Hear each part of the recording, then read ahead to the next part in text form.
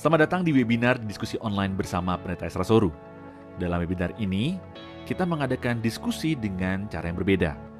Anda akan diberikan kesempatan untuk bertanya dan mengangkat topik-topik yang ramai dibahas mengenai Kristenan. Berikut adalah cuplikan video dari diskusi-diskusi yang kami lakukan setiap Senin 2 minggu sekali jam 7 malam. Dan bagi Anda yang ingin mendaftar, silakan Anda bisa klik link yang tertulis pada caption. Jangan lupa untuk klik dan subscribe YouTube channel Pijar TV.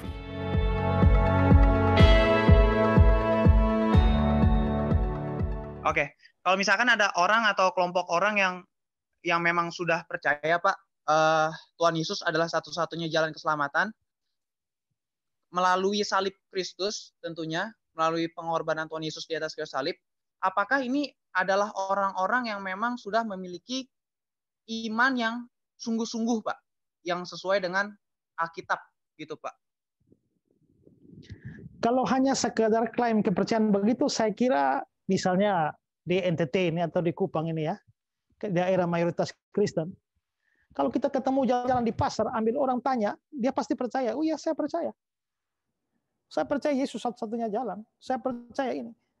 Tetapi kita tidak bisa seperti itu. Ada banyak orang Kristen yang hanya klaim seperti itu, tapi tidak sungguh-sungguh ngerti. Caranya bagaimana untuk mengujinya?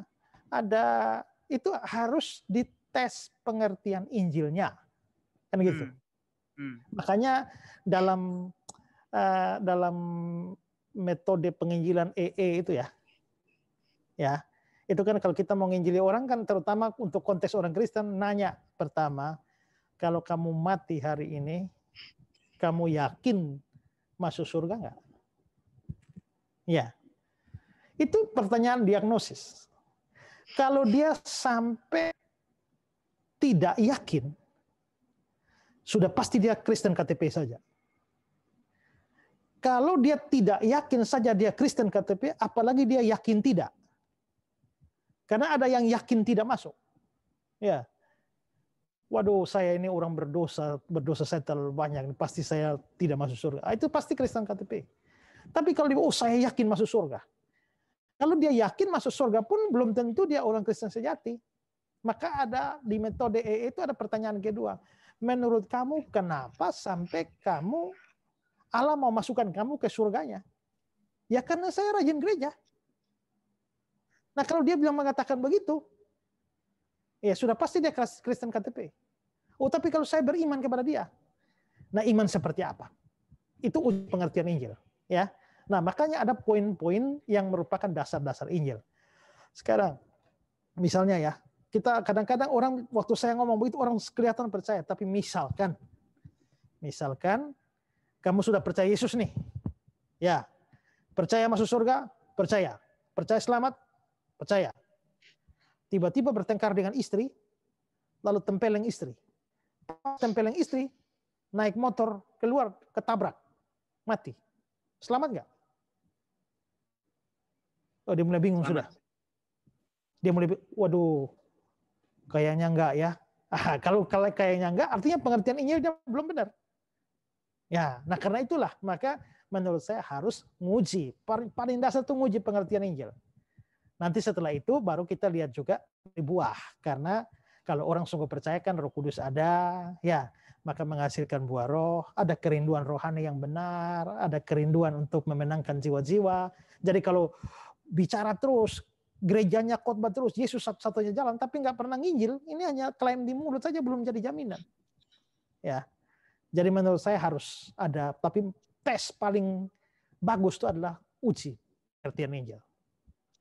Ya. Boleh tanya selanjutnya, Pak? Kalau pemahaman saya nih, Pak ya, kalau di dalam Alkitab sendiri aja, menurut saya membaca tuh emang ada beberapa orang-orang percaya yang katakanlah sudah selamat gitu ya Pak ya. Ya. Tetapi dia nggak tahu karena mungkin pengajaran pendetanya yang salah atau pengajaran gembalanya yang salah, sehingga dia sendiri nggak yakin gitu Pak diselamatkan. Karena katakanlah dia percaya nih Tuhan Yesus adalah juru selamat dia. Tetapi ada pengajaran yang mengatakan keselamatan itu gratis melalui Tuhan Yesus. Tapi engkau harus jaga keselamatan itu dengan perbuatan baik. Misalkan seperti itu, Pak. Nah, ini kasusnya ini adalah orang-orang yang sungguh-sungguh percaya gitu, Pak, kepada Tuhan Yesus. Tetapi dengan pemahaman yang mungkin diajarkan oleh pendeta yang belum paham, misalkan ini bukan orang Calvinisme gitu, Pak, bukan orang Calvinisme, tapi Arminian gitu, misalkan yang tetap menjaga keselamatan gitu, Pak. Nah, ini bukankah orang-orang yang katakanlah sudah percaya Tuhan, tapi masih berkemungkinan dia tidak tahu bahwa dirinya selamat, itu bukan karena dia nggak percaya Tuhan, tapi karena pengajaran teologinya yang keliru gitu, Pak. Contohnya di dalam kalau saya bisa kasih ayat itu, Pak. Baik, Pak Yusuf, pertanyaannya boleh langsung? Dalam 1 Yohanes 5 ayat 13 gitu, Pak ya. 1 Yohanes 5 ayat 13. Di situ Yohanes nulis bahwa ada orang-orang yang belum tahu dirinya selamat, padahal dia udah percaya sungguh-sungguh kepada Tuhan Yesus gitu, Pak, kepada anak Allah gitu, Pak. Nah, ini kan artinya ada orang-orang yang bahkan sudah percaya, tapi kenapa dia nggak yakin? Karena dia nggak tahu bahwa dirinya tuh sebenarnya udah punya hidup yang kekal gitu, Pak. Ini bagaimana tanggapan Pak Ezra untuk ini ya, Pak?